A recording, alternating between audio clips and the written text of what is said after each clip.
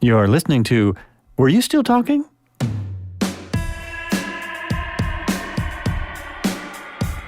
Hey, welcome back to the show. This is Were You Still Talking? And I am still Joel Albrecht. And my guest today on the show is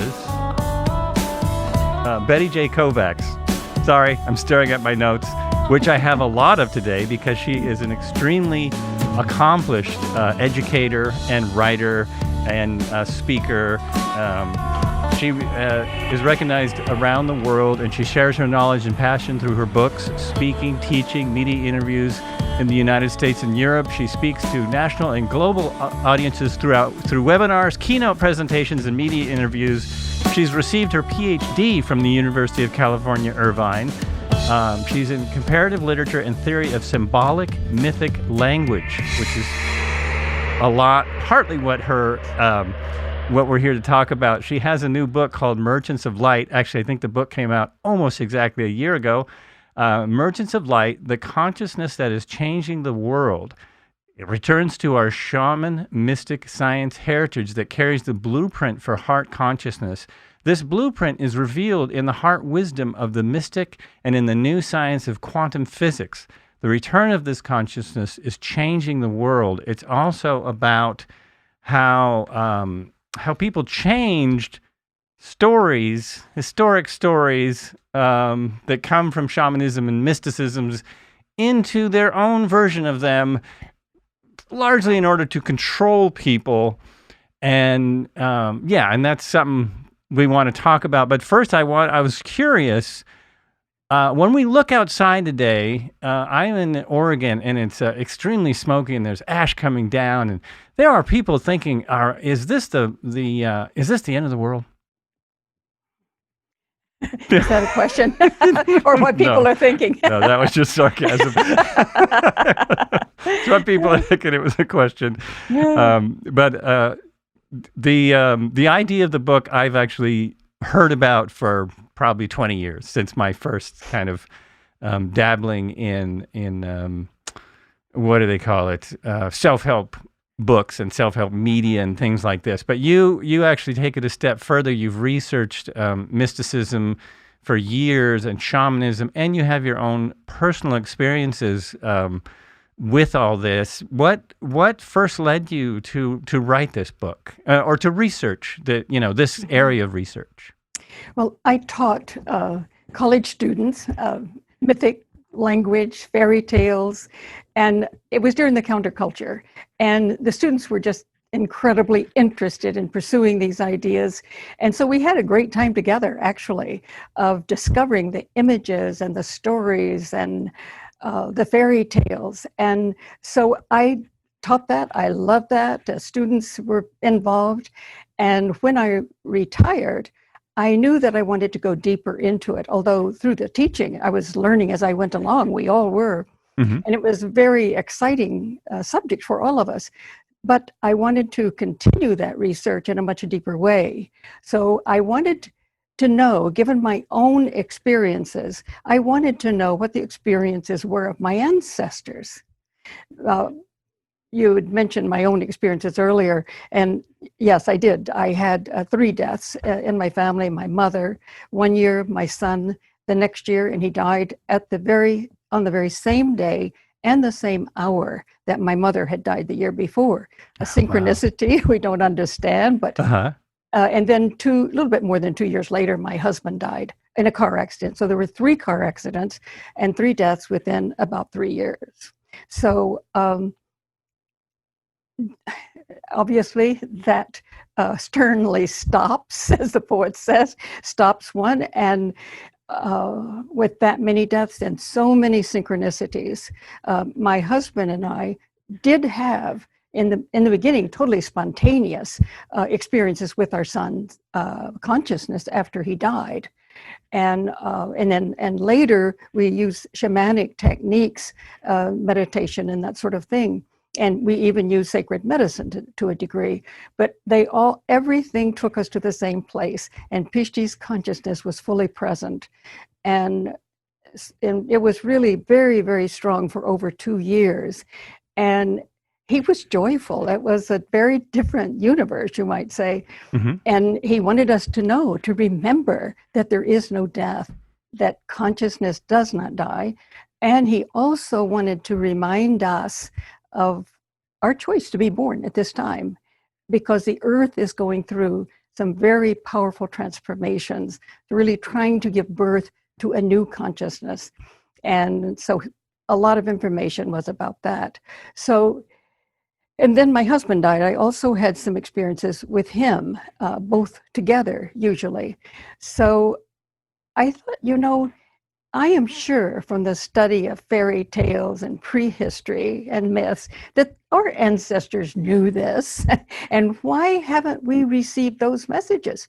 Why haven't the stories told us? Well, some did, but the ones that dominated, that had the power in culture, in other words, the ones who own the narrative, you might say, they did not tell the same story. So I wanted to go back, and I went back to the cave cultures. And of course, the experts on the cave culture, that, well, nothing can be said about it, they were saying for years.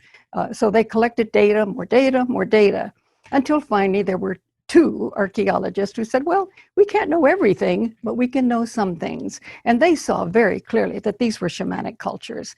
And just in case we missed it, at Lascaux, there's a painting in one of the deep pits, you might say, of the cave, which is clearly shamanic. It's a bison dying, and there's a shaman lying on his back. He has an erection, which was a symbol of a higher state of consciousness going into another state.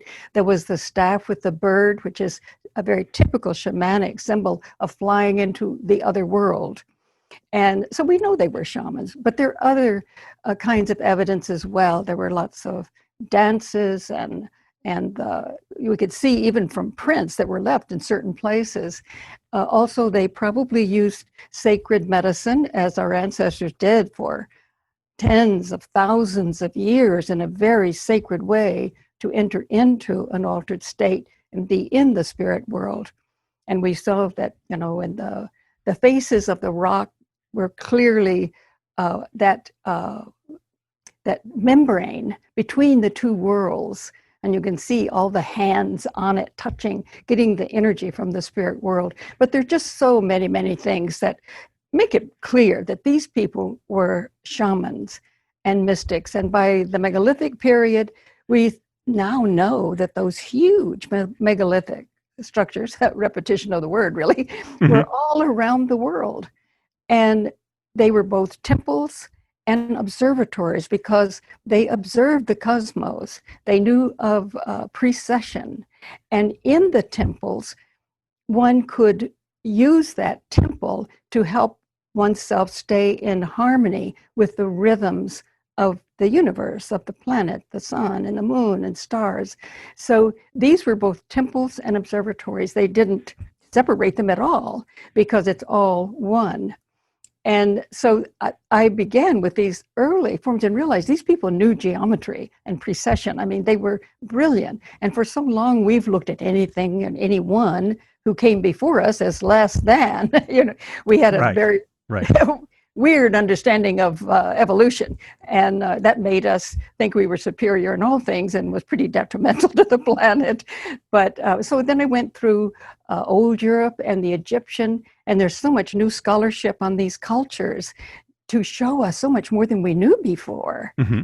And First Temple Judaism and pre-Socratic philosophers, scholars in the last century, told us things we had no idea about. These people were quite different from what we thought, and had achieved certainly a shamanic, mystic culture, and sometimes scientific. If they could last long enough, they would obviously use the conceptual mind to understand the experiences they were having. So I wanted to know, and I'm glad I did that research. Yeah, it's so interesting, because you skip ahead thousands of years, and the people in the Americas before the Europeans came here were all practicing shamanistic type cultures. Not all, but most had shamanistic type cultures that were quickly subdued by the other type, the European type of culture, which was our way's the right way. This is the only religion. We have to take away anything you believe in order for us to believe this. And what I've always wondered is like, where did that begin? What century? At what point did people start saying, well, in order to control people better, which is what this is about, right? In order to control people better, we need to make our own religions and, tailor that religion to create a hell and create, evil and say that this person's not us, so they're not as good. When did that start? Or did you even find a beginning? Yes, it did. Well, a beginning, I'm not sure, but at least I know the beginning. I know is Yes. that Margaret Barker has done extraordinary research in the First Temple Judaism, and that was, much to our surprise, a shaman-mystic tradition. And in 621 BCE, there was a group of people, priests perhaps, who took charge and said they had found a new text within the temple. Strange story, of course. Right. And so they rewrote the stories. And they clearly were politicians who wanted power. But I think also they wanted to preserve the Jewish people. They thought they could do it. I'm assuming that they had a good intention to preserve the people as a Jewish people. Mm-hmm. And this was before the exile, but that was always a problem among the Jews where they were. So they then got rid of the shamanic mystical part of the tradition. In other words, the First Temple tradition was destroyed by these priests who were the Deuteronomists. And there was a beautiful tradition of soul in the First Temple, of the feminine dimension of the divine, which is in everybody, male and female, but it was that creative, birthing, loving soul image that we all have. Well, she was very dominant in the First Temple, and the tree was her symbol. It is the symbol of our soul. And the Deuteronomists burned down all of her sacred groves, got rid of every image of her, and got rid of the wisdom literature that had to do with this mystical tradition. Now, the Jews took it. Some of them left. They were having none of this. And they went to Egypt and took the text, thank heavens. And I think later during the exile, there were Jewish priests who also worked on maintaining that tradition in Babylon, because it later emerges in Europe as Kabbalah. But the Deuteronomists then had an example of the narratives that they told, which show us what they're attempting to do, is the tree. We all grew up probably hearing that story, that we were in a paradise at first with God and the angels, and there was all kinds of trees, but there was one tree that God said, you can't eat of this tree. Well, that was a tree of knowledge. Mm-hmm. So did we have a God who wanted us to be stupid and unconscious? Well, we do now. Oh, that's another subject. Yes, indeed it is. So anyway, there we were. Don't eat it. Of course, any God ought to know, as every parent knows, if you tell your children, do you see this right here? Don't touch it. Oh, yeah. The first thing that they're going to touch, right? So at any rate, that's exactly what happened. Eve saw the tree. She went there with Adam, and there was a serpent. And the serpent said, look, God's lying to you. You're not going to die if you eat of this tree. So she took the fruit, gave it to Adam. They ate it. God came back, knew what they had done, and he punished them. And he exiled them, but he also cursed them and their lives. Eve would be cursed in childbirth. It would be painful. Adam would have to scratch the soil to get anything out of it, that was cursed. I think that has some real ramifications for today. The way we have always treated nature since then, as though we were to exploit it. One image later was to put nature on the rack and torture her secrets out of her. Well, what a way to not relate to nature. Right. So that's just a terrible story. And then God wants to be very sure that Adam and Eve know they're worthless.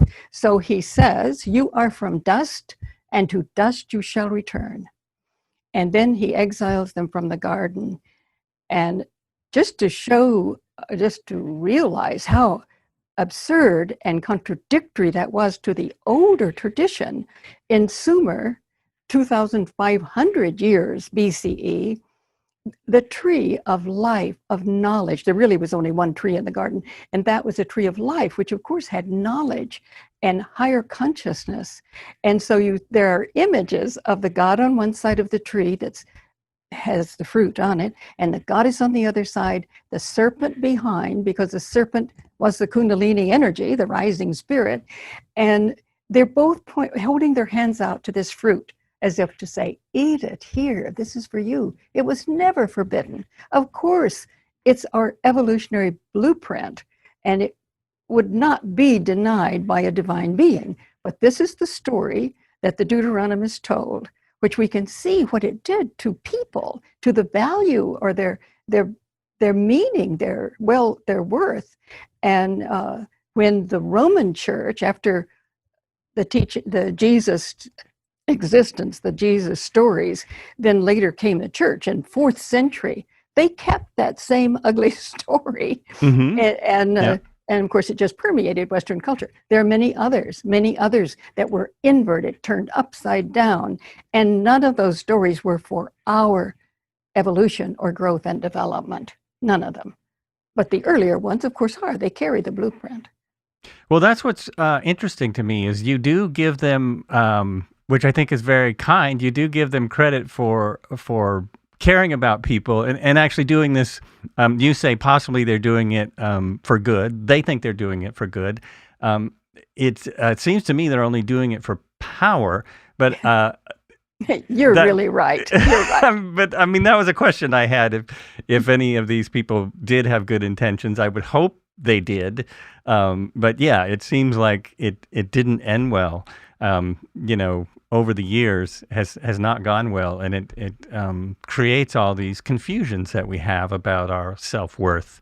And obviously when all of the stories from many different religions are about how you don't have any self-worth, it makes it very hard to overcome that and to, move towards a society where everyone has self-worth. That's one of the things I see now is that so many people, because of these stories, they don't believe that they have worth, that only leaders have any worth, or only people with massive amounts of, material goods have worth. And that's, I don't know. It's just surprising to me. I don't know where my question is in that. But while you're thinking of it, I want to say that the truth is what you're saying, because who would deny human beings the right to become conscious and to know who they are, that they are divine? And this is what the shaman mystics teach. We are divine. Everything in the universe is divine. And we are also immortal, that we were told we'd die if we ate of that fruit. And that's because the shamans and the mystics knew we are immortal. We do not die. And we are creative. And so if you want to control people, you tell them they're worthless and you keep from them what they need. There's another story, which really shows us they knew what they were doing, because they said, you shall not make any art. You shall not create an image of anything in the heavens below or on the earth or in the waters beneath.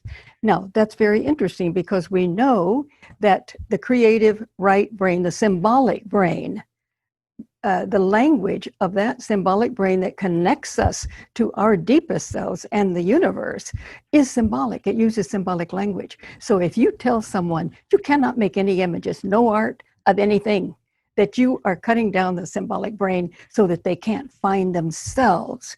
So there's something very sinister about it, and your description of it is probably truer than mine. But I do think they wanted to keep the Jewish people together, but they only they knew how to do it, and they would control us. And if any I'm sure a parent might think, I want the best for my child, and therefore he's going to do what I say. Well, it doesn't work out too well.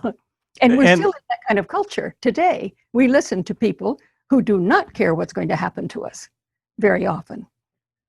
yes, Yeah. and again, I mean, now it seems even more sinister in ways that these kinds of images are still being used to keep groups together, and even more so. I mean, if you don't follow this dogma, then you're not part of our group, and they use all these scare tactics That's right. Fear is it. Yeah. If you, Fear. in Nazi Germany, they just said, look, if you make people afraid and you offer them a solution, they'll do anything. Right. Yeah. Yeah, and that was also based on, that's something that the Catholic Church again followed along with, which always just shocks me. And again, but it was because they thought he was going to win, and they wanted to be where the power was. So that's always kind of blown my mind, and I think people forget that the Catholic Church was backing Hitler, and went along with what he was saying, which I don't know. I just shake my head when I think about that. Yeah, well, it's hard to imagine. Back in the 4th century, when the church finally had the power to make Christianity the ruling religion, then everybody else's thoughts were negated. Every shrine, every temple, every tradition, the mystery schools, any way of thinking that did not follow the church's orthodoxy was destroyed. And I think we don't know well enough the history of how many thousands and thousands and thousands of people were murdered because they did not go along with that tradition. A religion actually should be to bind together, to do whatever they can to initiate and support our evolution evolution. But they were not going to do that. And we know that because they took the Jesus image, which there's a tradition that the hidden tradition that Jesus taught, which we know more about since the discovery of the Nag Hammadi text, which the church would not allow to survive. But after World War II, they were found, 1945. But in that tradition, we can see that Jesus, and in other sources too, that Jesus was a shaman. And Margaret Barker, who did the profound research on the first temple, she says that Jesus is a rebirth of that ancient tradition of the Jews' attempt to re-establish the shamanic-mystic tradition. And so they understood that, and in the Nag Hammadi text, we can see that Jesus taught how we can achieve his state of consciousness. And he said, when you drink from my mouth, you and I are one. And it seems like that always gets confused. That even in the traditional text, it says the only way to God is through me.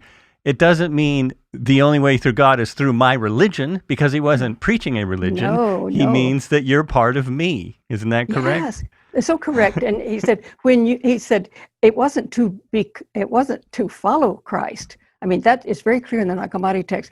It's not to follow him, but to become the Christ, to achieve Christ or cosmic consciousness. And in the Nag Hammadi text, there's a saying which I love, which is that if you bring forth what is within you, it will save you. If you do not bring forth what is within you, it will destroy you. Oh, that's beautiful. And that's something I hear preached all the time, because I listen to someone named Michael Beckwith. I don't know if you're familiar with him. Yes, he has a church. I went to a church in Los Angeles to see the choir, because somebody said, good. This is an amazing choir. And so since then, I've followed him. Sometimes I stray away, but his ideas are very much what you're talking about. And I just really appreciate that you researched the actual history of where this got mixed up, because I mean, all he talks about is Christ consciousness and how we are all one. And that's great. And this is what Christ was preaching about, is that you are the Christ. And it's just so wonderful that you did so much research to kind of show this, to show this in a scientific light. And, that's the amazing thing is combining, how do we combine these shamanic ideas with science and with, the world today, I guess. And that's the wonderful thing. The writer and Buddhist and therapist Paul Levy has said that quantum physics is our collective dream to heal ourselves. And I love that. I feel that too. Is that I used to say quantum physics is finally a science worthy of the universe because we know, it is known through quantum physics that finally we have to recognize consciousness and as the creator of matter. The old science before was that, well, where did consciousness come from? Well, it's epiphenomenon of the brain. Well, that was so nonsensical. I, who did not have a scientific bone in my body in high school, I thought there's something funny about that. But quantum physics, not all of the physicists, but quantum physics, I think, understood in its broader sense, is that there is the knowledge that consciousness exists before matter. It is primary, and it is consciousness that creates the world, matter. And as one physicist said, matter is how the spirit looks in the physical universe. That's perfect. I love it, don't you? Yeah, that's beautiful. And then, if you work at it, you can find evidence of this on your own through meditation or working with shamans or working on yourself. That I haven't yet, but I'm still working on it. But we all are. Yeah, when I listen to someone like yourself, you've actually had personal experiences where you're speaking and feeling energies from places we can't physically see, but they're real. There's really no doubt about it, and it's very.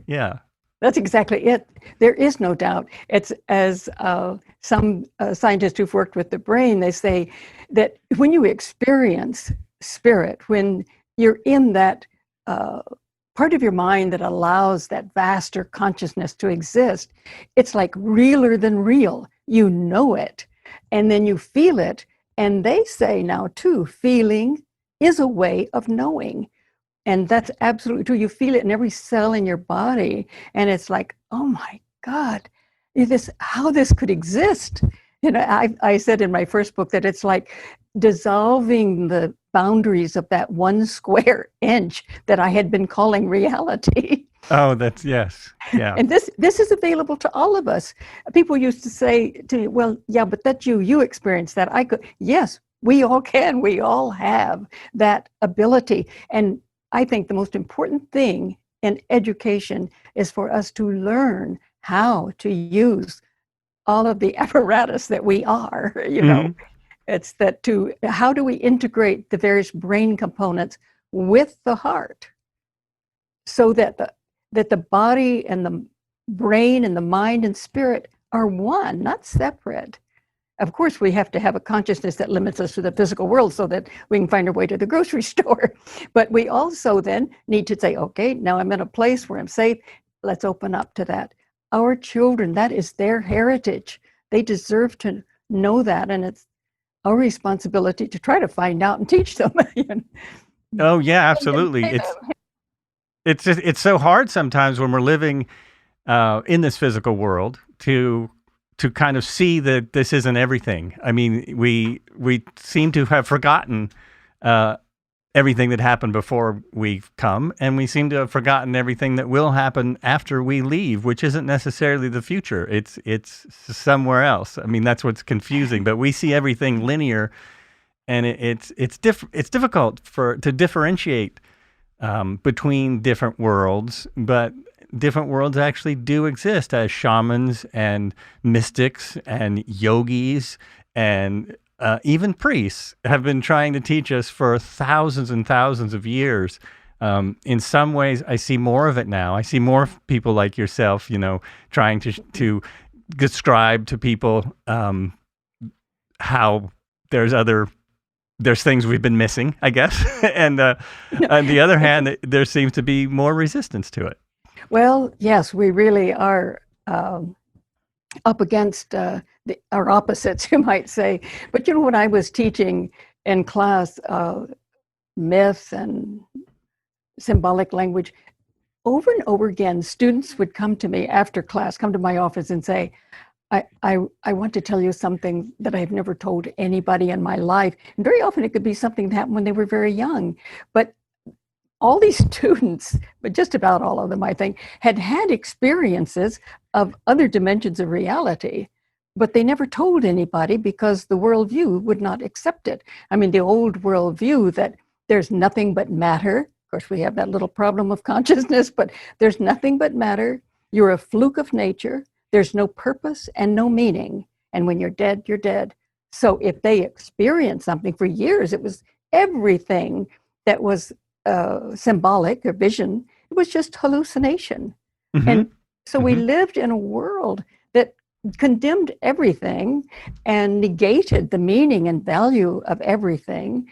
And that is part of the church's responsibility as well, because this one-sided science we have began in 20 or 60. And the reason I say 1620 is because there were shaman-mystic scientists around 1600. They really were a rebirth of these ancient traditions that had been undergrounded. But the church put a stop to that as soon as they knew what was going on, destroyed their texts, and broke up the whole party. And so all of them tucked tail and went back to their countries. And then in 1660, the Royal Society for the Study of Science developed.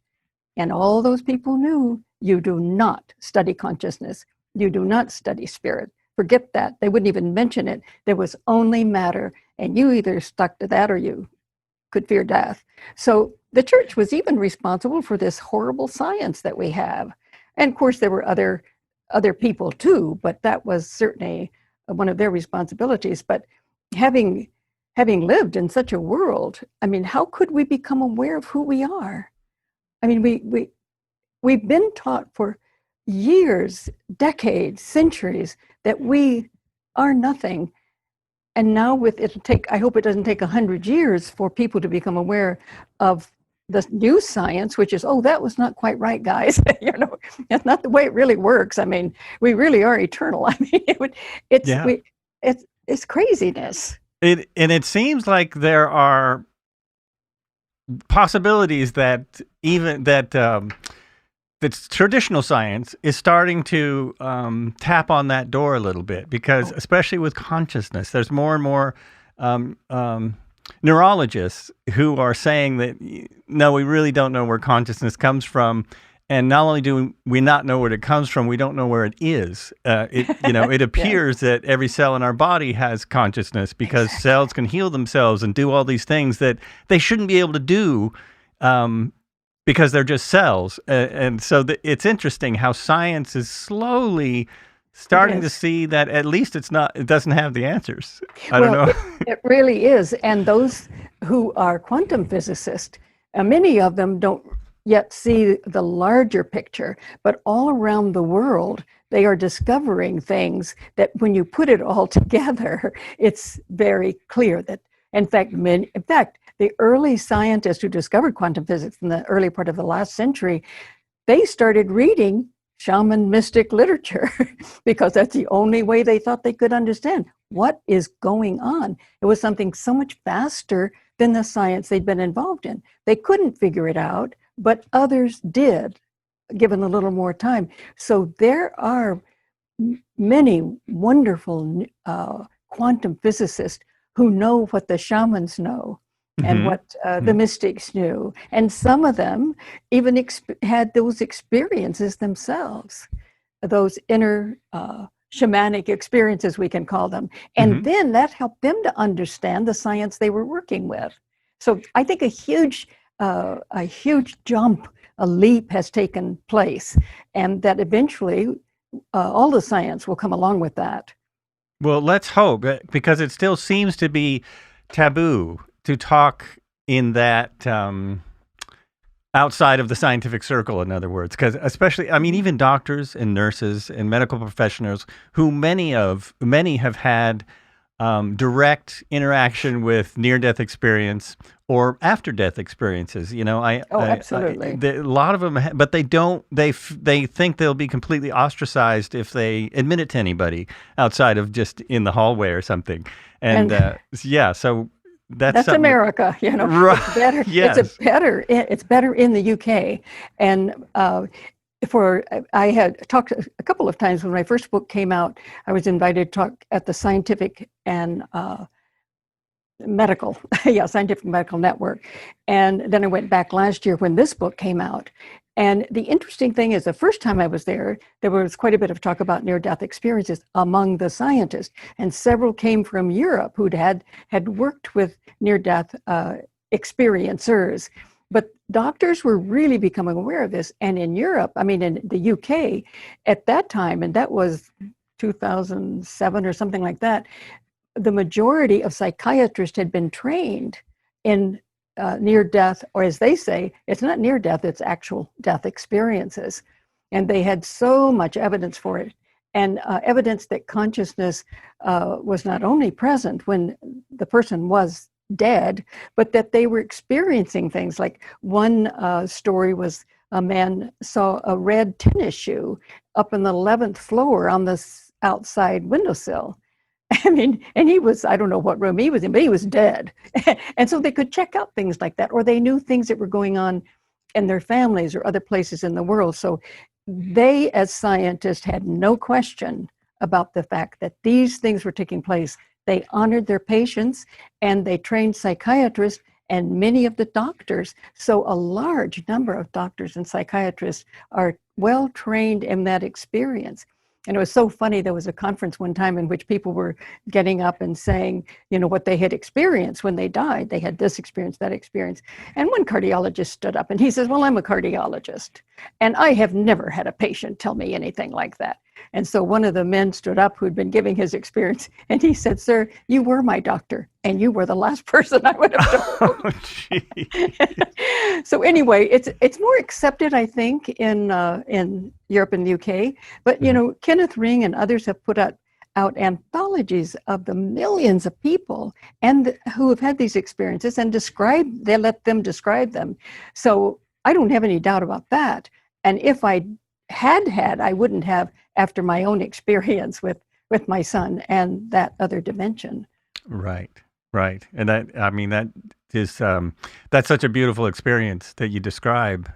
That's the thing. Doesn't sound fearful at all. It doesn't sound, no, painful. It sounds like it helped you get through pain, if anything.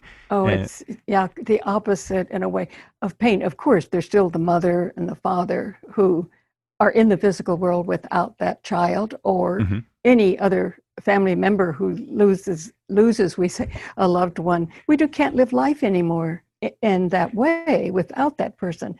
And we do grieve. But when we have the experience of that other side and how much vaster this world is, and I always had the experience for me to remember there's only now in the universe. The whole universe is creating in every time period you can imagine. But I think just having that experience and knowing that, these stories, that the narrative is so meager and so pitiful and so wrong that we've received. Right. And what brought that on exactly? I just don't understand why people didn't, or did people resist these stories? And they got killed. They got killed. Yeah. Well, we know that happened in the U.S. When Europeans came here, they literally wiped out entire, species, tribes of people who didn't believe the same thing. And law, it was supposedly in the name of land and all these other things, but it was also largely in the name of religion, because it was. They have a different religion, and maybe that's a powerful religion. But they saw it as it's of the devil. But even the emperors who subsidized those who came to the New World were given the information by several papal bulls that you own everything of these people. If you go in and you conquer them, their land, they themselves, that's all belongs to you. And they must believe as you believe. And if they don't, then you take away their privileges or kill them. That came from the church itself, the way white people, Europeans behaved when they came here. And the suffering has been, as we know, absolutely immense. But obviously all for power. And just to jump back a moment about how it takes away from us who we are, I had two students who told me, mentioned it to me. One became a Catholic and one became a Protestant after the classes. And they actually had some experiences that were very, very healing and helpful to them. But after being a part of the church, they were convinced that those visions were of the devil. They were of the devil. Terrible. I know. That's sad to hear that. Taking away our shaman within us, the divine, the Christ within us, taking that away and making it evil. And then if someone says, but they were so healing for you, so loving. Oh, the devil is very clever. The devil can do anything to convince. It breaks my heart, to see that they let go everything that was theirs to the power of the church, just like some people do with the power of the government or other governmental agencies that tell us things not for our own good. And we're well prepared to listen. We are well prepared to listen, and this is the thing that's always seems so twisted to me about teaching people about the devil, and that what is that expression? The biggest trick the devil plays is that he doesn't exist, and it's so twisted but you're using that concept in a devilish way. So basically, I always think, well, the only person that would say that is the devil if one existed. So good. That is really good. But what is so sad is that I think that people who do not bring forth what is within them are the ones who feel empty, and therefore they must snatch and grab everything outside of them to feel meaningful. And that means for many that I must control you and everybody else if I can. So it's a power. The struggle for power is because we have not brought forth what is within us. Because if we did that, we'd have this vast universe and we wouldn't want to control anybody. But I think the church prepared cultures to follow the leader, whatever they tell you, because the church used, certainly the devil, but also if you didn't do and follow the orthodoxy, you would go to hell and you would have eternal punishment. What a horrible thing. And they had power. I can remember as a kid when I went to Sunday school thinking, how can I know that this is true? But then in my childish mind, I thought, well, it's been around for so long, it must be, because people wouldn't let it remain if it wasn't true. Oh, how interesting. Yeah, but it's, for instance, the Albigensians in southern France, they didn't believe the way the church did. And over 2-3 centuries, they slaughtered them, absolutely destroyed that culture. So, but they destroyed other cultures as well. Now, I don't want to leave without saying that there are priests, or let me say people to make it broader, within the church who are beautiful human beings and have done excellent work, sometimes in spite of the church. But I'm talking about those in power. They controlled the narrative, and they controlled a military, with the Habsburg dynasty. They could control people with that power. But that's not to say there is nothing good within it, because there is. Well, it's nice that you bring that up, because there are very good people within most churches, and there's churches that are that are giving people water and food, and where no government does. There are churches that are helping all over the world in a lot of different ways. The unfortunate thing is they want those people that they're helping to then believe in the dogma of their church. That's not always true, but that's sometimes true. It is sometimes true, because what does that do? I mean, I remember a person who was doing all kinds of things for children in Africa. but he was a Protestant, and that is what they taught, and that's what he wanted people to believe. But people have their native beliefs too.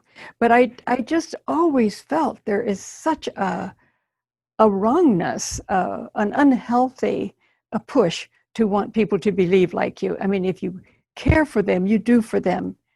And by the way you live, if they wanted to be like you, to know what makes you happy, then they could ask, But there's just so much that is pushed on others. Yeah, that's a wonderful thought. I just recently saw a post on some social media from a famous movie actor, who is very kind to people and has always been known as a very kind person. And he recently it's not like he admitted it. He just said, "Well, this is why, because this is the teachings of my church, and I've always been a member of this church, and this is the teachings of that church." And so I thought that was very interesting. But he never had put it out there before. It's not like this is something. This doesn't come first. In other words, it's like, this is the last thing you need to know about me. All you need to know is how I treat people, and that tells you about how I follow, my religion. So I thought that was very nice. Yeah, because the major thing is to help the other. Yeah. Right. The most important thing was helping and being kind to other people and always treating other people kindly. And it's like, that is the message of your church. If only other people could get that message. And it's a wonderful message. I mean, my brother and my parents didn't go to church, but they were not non-believers. But I mean, I think they sort of had the attitude, there surely is something, But at any rate, we would find a church where they had a good children's program, and we'd go together. And I can remember, I think it was, I don't know even what kind of church it was as a child, but they told stories, and they had, I don't know if you've ever seen the old felt boards where they put the figures on and it'd stick to the felt. They tell the stories of, geez, little before your time. But at any rate, I remember those stories about Jesus and the living a life of service and love and acceptance, because Jesus didn't reject people because they were a prostitute or killer or anything else.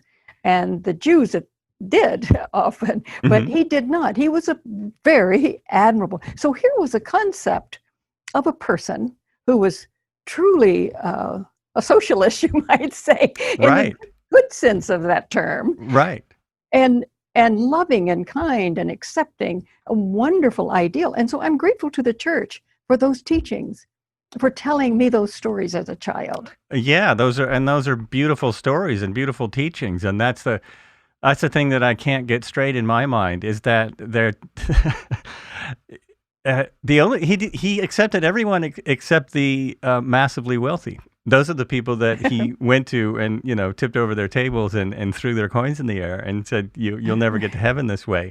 And yet, cautionary tale. Yeah, a cautionary tale. And yet this is the same religion that is now taking over some governments and wanting everyone to live, to be concerned basically with material things only. And I don't see where that connects. It doesn't make sense. It doesn't make sense. I wish that more, and that was one reason for writing the book too, is that I have in there about the Dead Sea Scrolls and the Nag Hammadi text, but the Jews who were around the Dead Sea and had their library there, many of the texts were found in the caves there, they were not happy with the Second Temple tradition.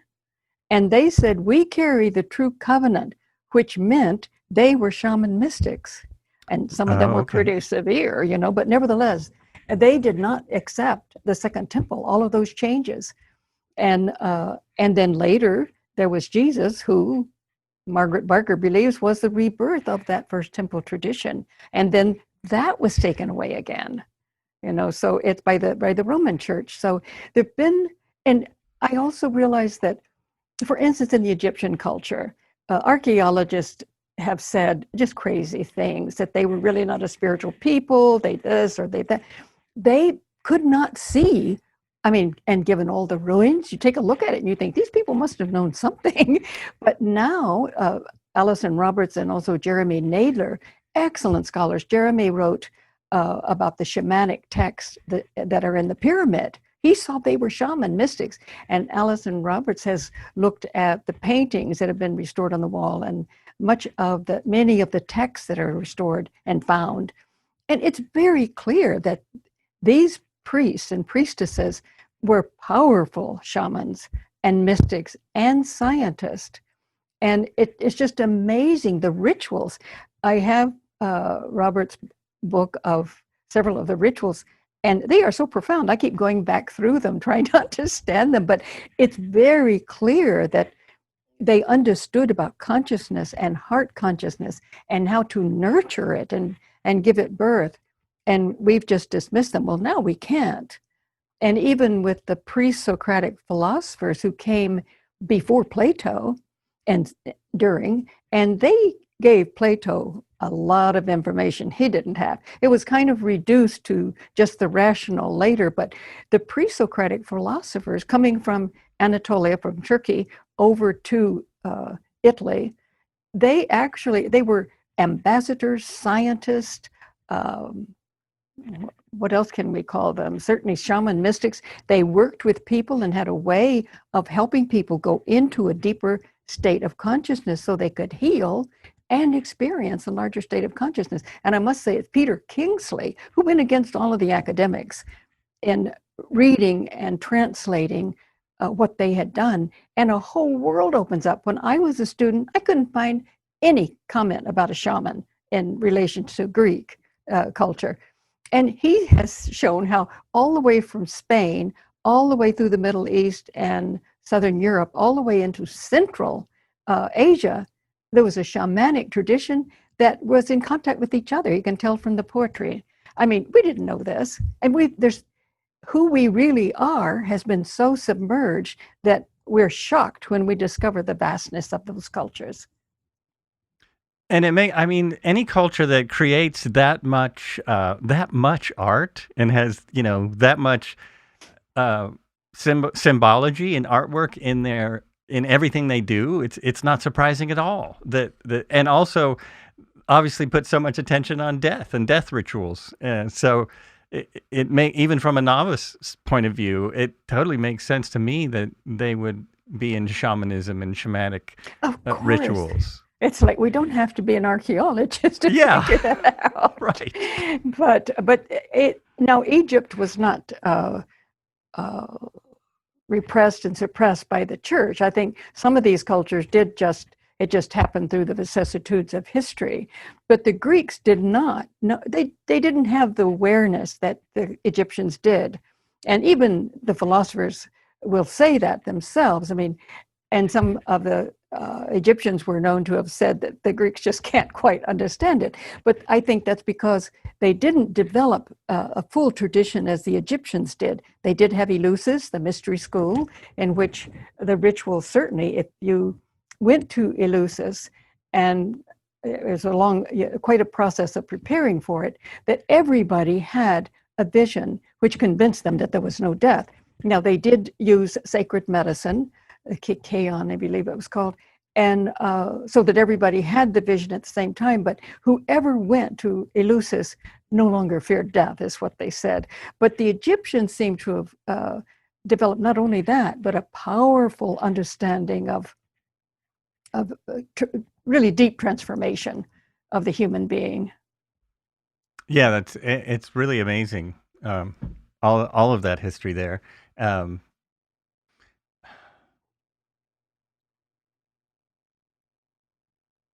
Oh, okay. I'm looking at some notes here. I mean, how did our ancestors, how were they different from us? And what kind of gifts would they provide us today? Well, I think, that we have the same anatomy since 200,000 BCE. Mm-hmm. And by 40,000 all around the world, we were sort of learning how to use it. And I think we lost some of that. We need to learn again because we have that ability. But the gifts that they gave us really were the knowledge that we are divine, that we are immortal, we don't die. That's what everybody else wanted us to believe, that we die and that we're not divine and that we're not creative, that you have to follow what I tell you to do, you know, and that was pretty bad, but we're still doing that today. And it's just that so many people know how to cover it up better, but we truly need to be able to recognize the Deuteronomists of our own time in order to save ourselves and to save these traditions. So I think that the gift is the knowledge of who we really are. Mm-hmm. How we can, the blueprint is what I call it in the book. It's the blueprint of our evolution, which and is that the story. that blueprint seems to be forgotten as soon as we come into this physical world. Do you think that, I mean, do you think we go through this process over and over, or God, I hope not. yeah. I really hope not. I mean, it seems like some people, I listen to a lot of people who seem to awaken, many of them spontaneously. Eckhart Tolle is an example, where Yes. he knew nothing about mysticism. He knew nothing about spiritual teachings whatsoever. And one day he's sitting on a park bench and everything kind of came to him and he awoke. And, it's a pretty incredible story. So I'm always wondering, and what do you think of why do we come into this world with such a small amount of knowledge of who we are, and how do we what can we do to improve on that, to remember Yes. ourselves, To remember. to remember. I remember Arthur Miller in his writing used to say, remember to remember. Well, I think that it seemed to be the natural way of being in the world when we look at the cave cultures. And let me just say one thing or two about the San Bushmen in the Kalahari Desert. They have the ability that through dancing and singing to go into cosmic or Christ consciousness, not what they would call it, but to go into that high level or that vast level of consciousness. And they do it communally, like they dance with each other. And there are many shamans, both male and female, among the San Bushmen. And one person who did so much work with them is Bradford Keeney. And it was a vision that took him to the Kalahari Desert. Even he had a dream showing him exactly where to go. And when he went across the desert, they came running toward him and saying, welcome, we have been waiting for you. But these people, they say 65,000 years. Archaeologists put them later than the cave cultures, but it could very well be that they're right and that they actually influenced the cave cultures. But the fact that they knew this and their culture was, of course, they have no possessions. They live in the desert and they have all kinds of abilities that we don't have. The heart will just start tapping a little bit when someone needs to get in touch with them, like a phone call. They have that ability within them, but that they have the ability of this cosmic consciousness. And so Bradford told them, he said, this is done in India and another place in the world, but people sit by themselves and meditate and go into that. And they said, oh no, not alone. They just couldn't imagine that someone would want to do that alone. It is communal. And they have kept, in spite of the fact that people have murdered them, killed them. In fact, the government of South Africa issued licenses to go hunting them until the 1930s. Can you imagine that? Whoa. Yeah, we knew nothing. We just... There's a similar story in America. Yes. Yeah. It was after the 1930s that certain people could be basically hunted and no one would. It wasn't legal, but no one would look at it. Yeah, well, this was even legal. Yeah, this was even worse. But these are beautiful people who have a sense, the joy in their lives. Mm-hmm. Well, I'm using them as an example because evidently they did pass that knowledge on. That's a part of who they are. And they're being destroyed. There are a few elders still alive and others, but they're really reduced to a small area in Namibia and Botswana. But they so trusted Bradford Keeney because he could achieve everything they could after being with them for 20 years. He didn't live there constantly, but back and forth.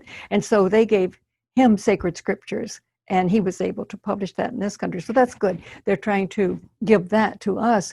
But they were a culture who kept that. And it was among themselves, whereas probably in Egypt, there were, I don't know how many people actually had those techniques or were a part of the temple.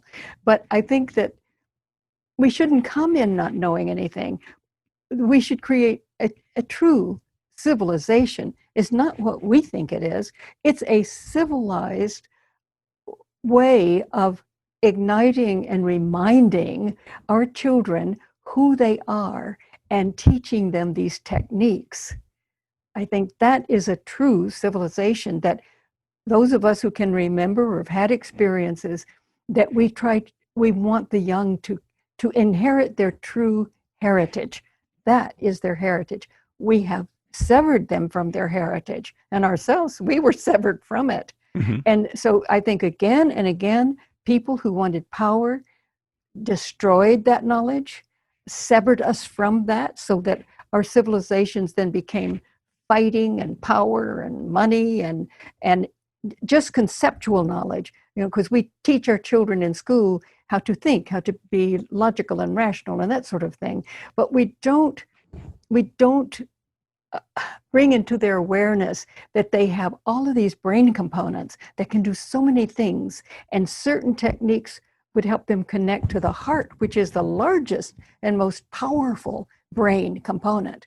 And if we can connect to the heart, which we've always said, I don't care what you feel, I don't want to. Well, feeling is the very root of consciousness. We have to feel. So if we can connect to the heart, then that can ignite love and feeling and memory, so that we don't have to come in. I sometimes think, I do not want to come back and have to start all over. Thank you. Well, that's interesting. Maybe that's why, if we do keep coming back and doing this over, maybe that's why we forget everything, because that makes it easier. I think we can play better games. We could. If we could remember that, we could be able to play bigger games, better games, more loving games. Yes.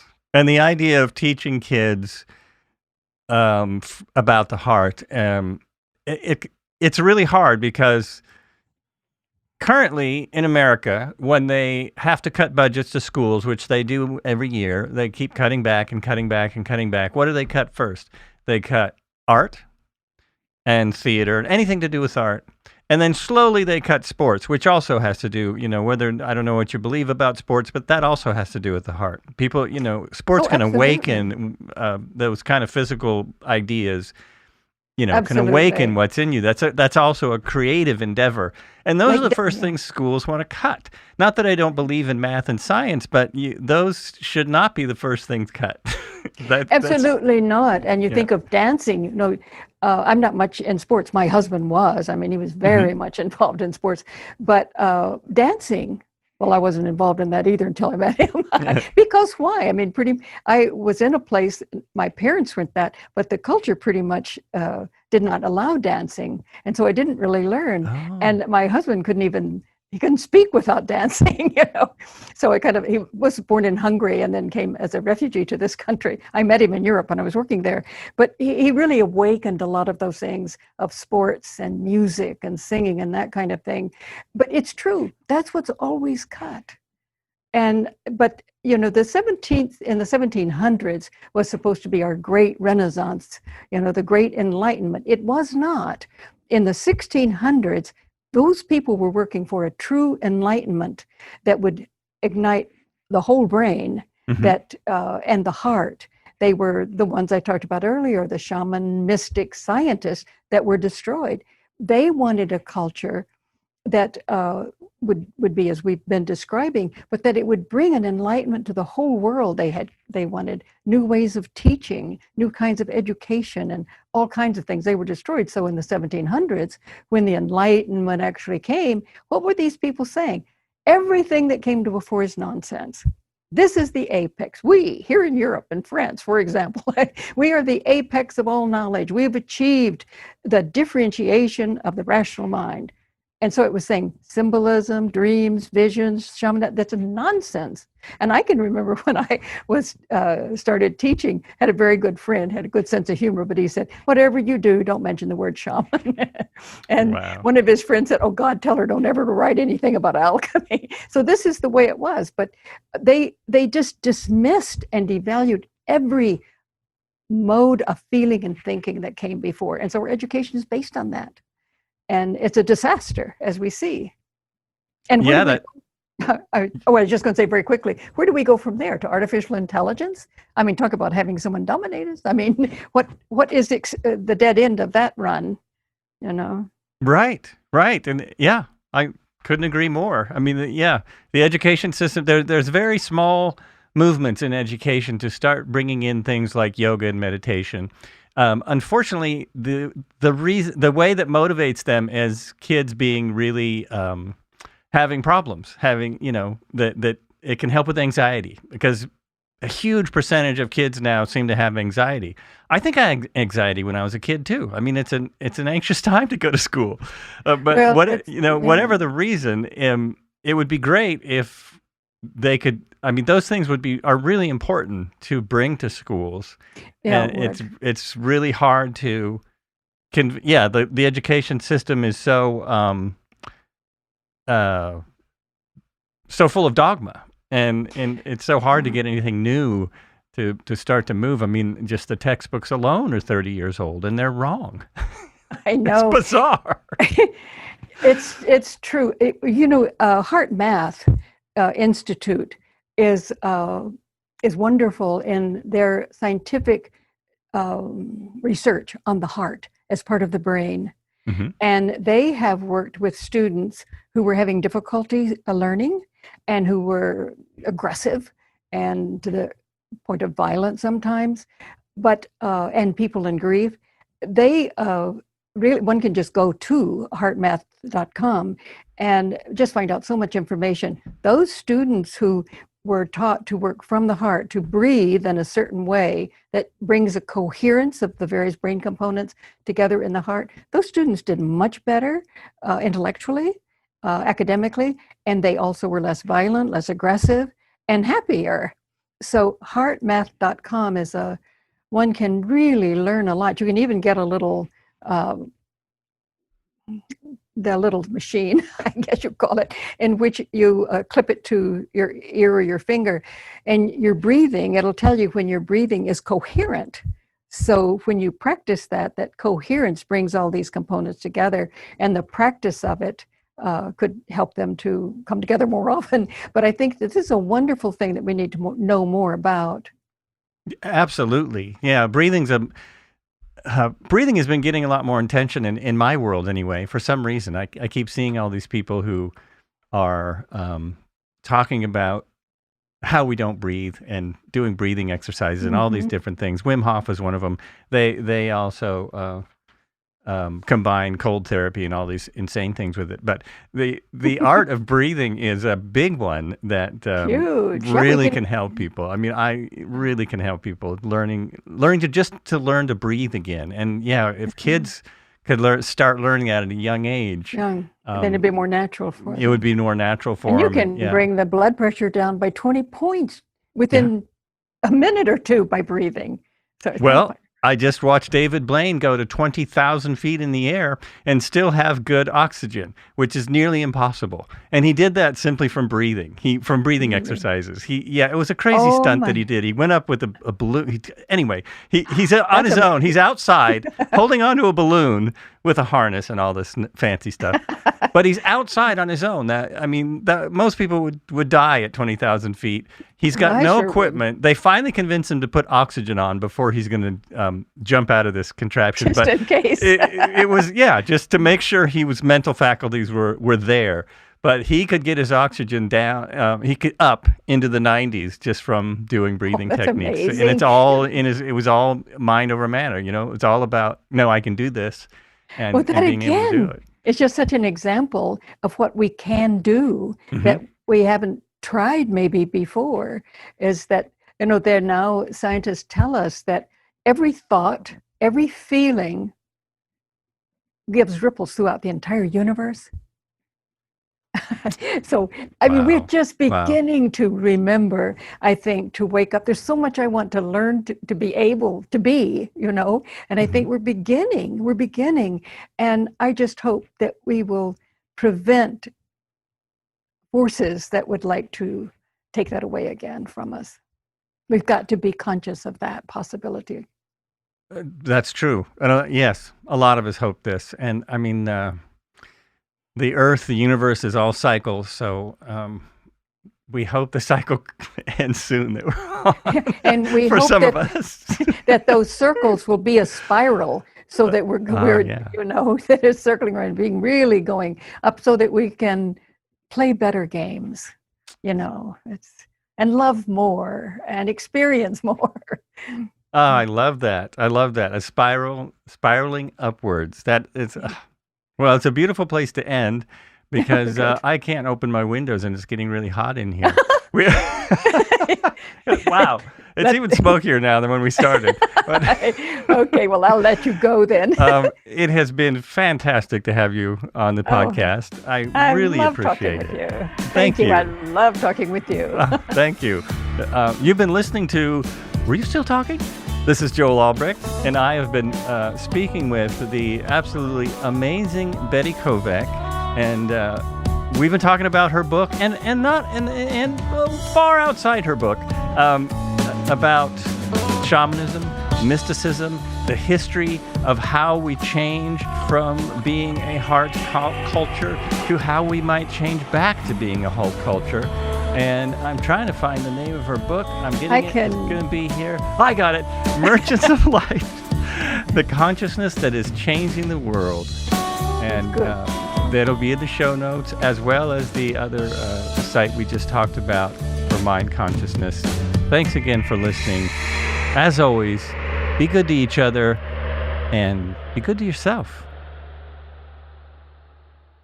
Okay. Thank you so much. Are we off?